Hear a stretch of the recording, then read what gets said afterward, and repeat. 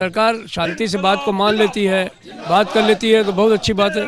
अगर नहीं मानेगी तो हमें मजबूरी में जो है वो इसके लिए संपूर्ण हड़ताल पर भी जाने का निर्णय लेना पड़ेगा। दिसंबर 2003 की बात है। देश में अटल बिहारी वाजपेयी सरकार सत्ता में थी। तब पुरानी पेंशन स्कीम को खत्म कर नई पेंशन स्कीम लागू की गई कि अगर 4 महीने विधायक रहने वाला ताउम्र पेंशन का हकदार हो जाता है तो 35-40 साल तक सरकारी नौकरी करने वाला क्यों नहीं। अगर पेंशन एनपीएस से बहुत अच्छी है तो फिर ये नेताओं पर क्यों लागू नहीं होती? क्योंकि नेता लोग भी तो बड़े ये 3-3, 4-4 पेंशन जो लेते हैं, या तो फिर इतनी अच्छी है तो उनको भी लागू करें। नहीं, अगर हमें नहीं देना चाहते ना तो कोई बात नहीं, आप लोग भी छोड़े पेंशन, नेता लोग भी पेंशन छोड़े, हम भी छोड़ देंगे। 4 महीने पहले ही रामलीला और जंतर मंतर पर प्रदर्शन हुए थे। तब सरकार ने कमेटी बना दी थी, भरोसा दिया था कि पेंशन का मसला हल करेंगे। लेकिन जब सिस्टम ने सुध नहीं ली तो सैकड़ों कर्मचारी सड़क पर उतर आए। अब देशव्यापी आंदोलन की चुनौती दी गई है। सर्दी में ओपीएस पर दिल्ली का पारा फिर हाई है। युवा युवा करे पुकार, पुरानी पेंशन बहाल करो, एनपीएस रद्द करो। सरकार हाय हाय हाय हाय से बोलो हाय हाय। अभी तो ये लड़ाई है, अभी तो ये लड़ाई है।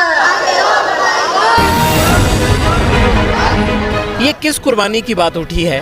हक हकूक के वास्ते मर मिटने की जिद क्यों है? फिर इंकलाब के नारों से दिल्ली क्यों गूंज रही है?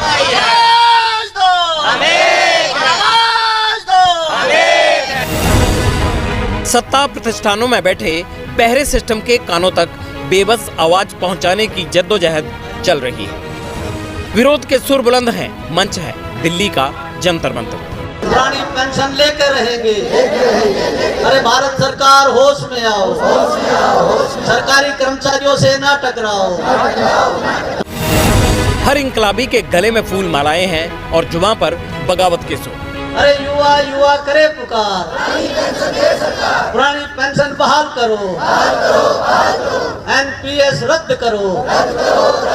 पुरानी पेंशन लेकर रहेंगे। ये सरकारी कर्मचारी हैं। सिस्टम की संगदली के मारे कोई लखनऊ से आया है, कोई बिहार से, कोई कश्मीर से तो कोई बंगाल से। इनकी मांग क्या है? क्यों सत्ता और सिस्टम से भिड़ने ये दिल्ली आए हैं? पहले ये समझ लीजिए। प्रदर्शनकारियों की पहली मांग ओपीएस यानी ओल्ड पेंशन स्कीम देश भर में शुरू की जाए। प्रदर्शनकारियों की दूसरी मांग एनपीएस यानी न्यू पेंशन स्कीम को फौरन रद्द किया जाए।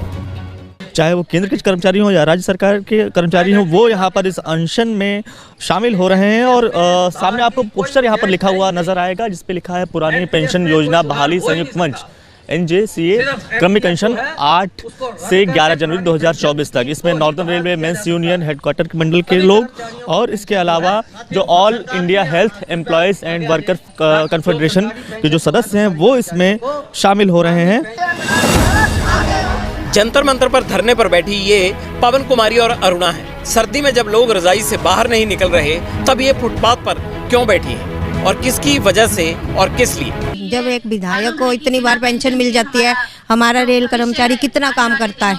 जब वो 60 साल का होता है, बिल्कुल बुढ़ापे में आ जाता है, तो वो घर जाएगा, उसको पेंशन नहीं, कुछ नहीं, 2000-3000 रुपये में क्या करेगा? हम ये हक लेके रहेंगे। ना मिलेगी तो बात ही नहीं, ना क्यों ना मिले, हम तो लेके रहेंगे। बिना पैसे के कुछ नहीं है और बुढ़ापे में पैसे की जरूरत पड़ती है, इसलिए हम लोगों को ओपीएस जरूरी है। बहुत बड़ा परिवार है, 7 लोग हैं, अकेली हूँ, कमाने वाली हूँ।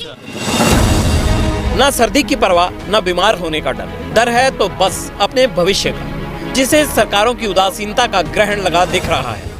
इनसे मिलिए, ये प्रवीणा, मधु और जया हैं। सबकी अपनी कहानी है, सबका अपना संघर्ष है, लेकिन दर्द और तकलीफ एक सी है। बुढ़ापा एक ऐसा चीज है जहाँ अगर पैसा ना हो तो घर से लेके बाहर तक कोई इज्जत भी नहीं मिलती है, और इज्जत तो छोड़िए, अपना स्वास्थ्य भी चला जाता है। इतना पैसा तो मिले कि अपनी दवाई है, फल है, फ्रूट है, जो बुढ़ापे की सबसे बड़ी जरूरत है, अपना परिवार है।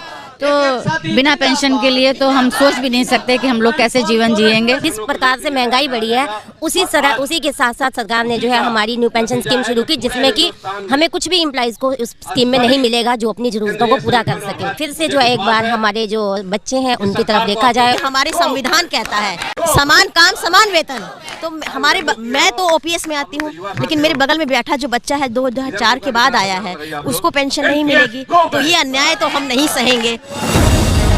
नारी शक्ति है, सशक्त है, हारना नहीं जानती, लड़ना जानती है। सिस्टम माने ना माने, लेकिन इनका दर्द, इनकी बेबसी वाकई वेदना देती है।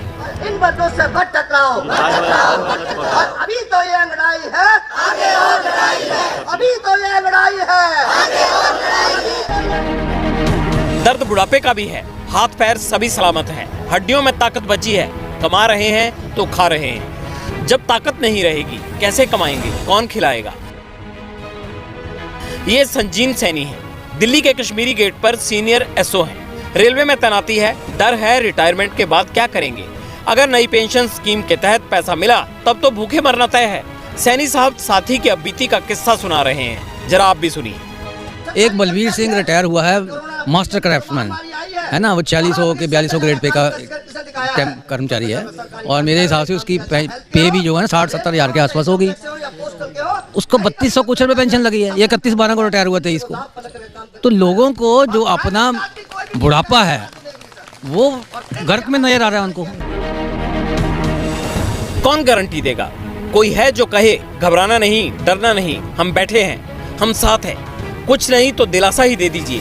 इतिहास गवाह है, दिलासे की राजनीति तो दशकों दशक चलती है।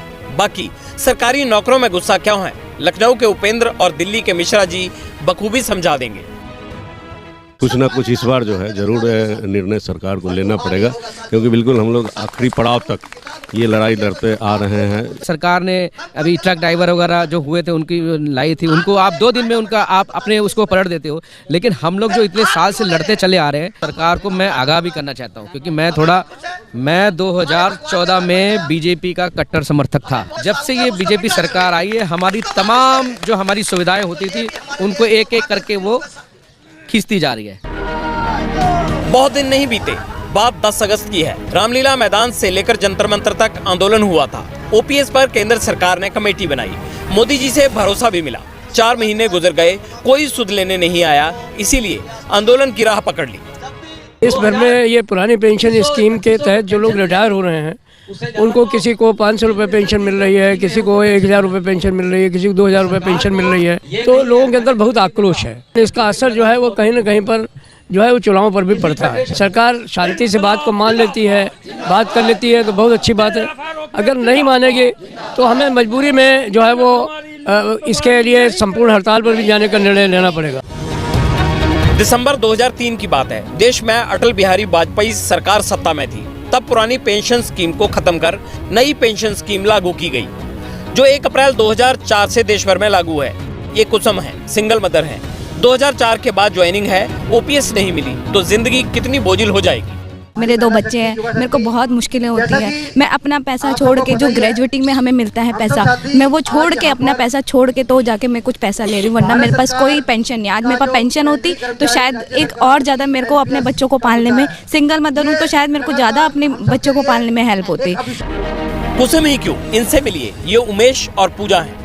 ये सोचकर परेशान है कि सरकारी नौकरी करने के बाद भी बुढ़ापे में भूखा मरने की नौबत आ सकती है, इसलिए इस सिस्टम को जगाने आई है। 30 से 35 साल की उम्र में तो बच्चे ही होते हैं, तो वो 60 साल की उम्र तक वो उनकी शायद पढ़ाई कंप्लीट नहीं हो पाएगी और ना उनका शादी ब्याह हो पाएगा। तो जब तक हम लोग रिटायर होंगे तो हमारे बच्चे स्टैंड नहीं हो पाएंगे।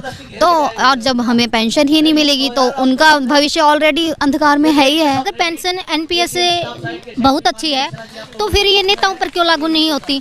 क्योंकि नेता लोग भी तो बड़े 3-3, 4-4 पेंशन जो लेते हैं, या तो फिर इतनी अच्छी है तो उनको भी लागू करें। नहीं, अगर हमें नहीं देना चाहते ना तो कोई बात नहीं, आप लोग भी छोड़े पेंशन, नेता लोग भी पेंशन छोड़े, हम भी छोड़ देंगे। जिंदगी इम्तिहान लेती है। पूजा और उमेश भी महंगाई के दौर में अग्नि परीक्षा दे रही है। सीमा और हरप्रीत का किस्सा सुनिए। सिस्टम को भी सोचना पड़ेगा, क्योंकि बुढ़ापा वो मर्ज है जिसकी कोई दवा नहीं।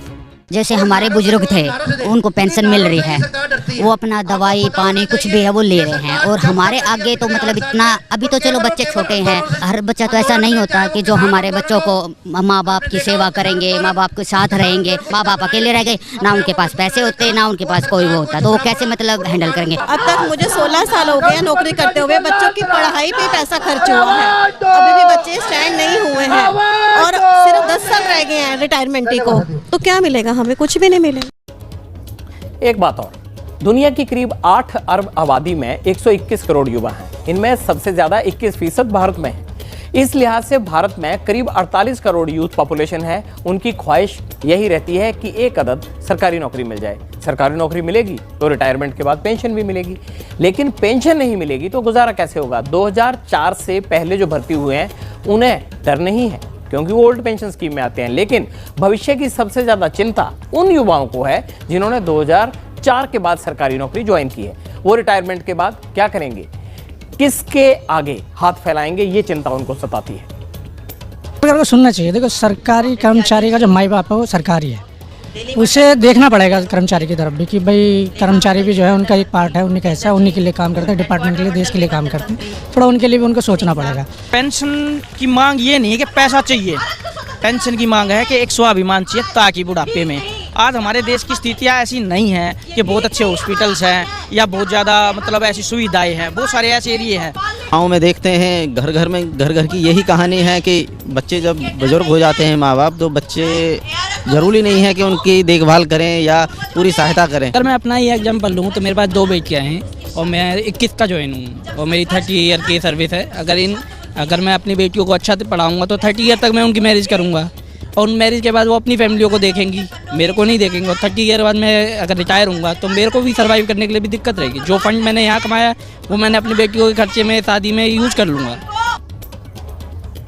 सरकारी कर्मचारियों को मलाल इतना ही है कि अगर देश तरक्की कर रहा है तो उसकी तरक्की क्यों ना हो, क्यों अपने बुढ़ापे की फिक्र उसे हमेशा रहे। आखिर ओपीएस लागू करना क्यों टेढ़ी खीर है। देश में करीब 87 लाख सरकारी कर्मचारी हैं। अगर हर राज्य ओपीएस लागू करे तो सालाना 31 लाख करोड़ रुपए खर्च होंगे। देश के 5 राज्य ऐसे हैं जहां एनपीएस की जगह ओपीएस लागू है या सरकारों ने वादा कर दिया कि हम करेंगे। इनमें राजस्थान, छत्तीसगढ़, झारखंड, पंजाब, हिमाचल प्रदेश शामिल है। छत्तीसगढ़, राजस्थान और झारखंड में ही ओपीएस पर 3 लाख करोड़ रुपए खर्च हो रहे हैं, 3 राज्यों में। अगर इस तरह से सभी राज्य करेंगे तो बजट कितना ऊपर जाएगा। अब आपको बताते हैं कि पुरानी और नई पेंशन स्कीम में आखिर फर्क क्या है और बवाल ये है क्यों। पुरानी पेंशन स्कीम में सरकारी कर्मचारियों को रिटायरमेंट के वक्त मिल रहे वेतन की आधी रकम पेंशन के रूप में दी जाती है। नई पेंशन स्कीम में बेसिक सैलरी और डीए का 10% हिस्सा ही कटता है। ओपीएस के तहत यानी ओल्ड पेंशन स्कीम के तहत कर्मचारियों के वेतन से पेंशन के लिए कोई पैसा नहीं कटता है। नई पेंशन स्कीम में शेयर बाजार के बेस्ड है वो, और लिहाजा उसकी उतनी सुरक्षा की गारंटी नहीं है जितनी ओल्ड की है। ओपीएस के तहत सरकार अपने खजाने से पेमेंट करती है और न्यू पेंशन स्कीम में रिटायरमेंट के बाद निश्चित पेंशन की गारंटी नहीं है। पुरानी पेंशन स्कीम के तहत 6 महीने बाद महंगाई भत्ता बढ़ाने का प्रावधान है। नई पेंशन स्कीम में ऐसा कोई प्रावधान नहीं है। एक और अहम बात यह है कि ओपीएस के तहत आने वाली पेंशन पर कोई टैक्स नहीं लगता है, जबकि नई पेंशन स्कीम टैक्स कटौती के दायरे में आती है।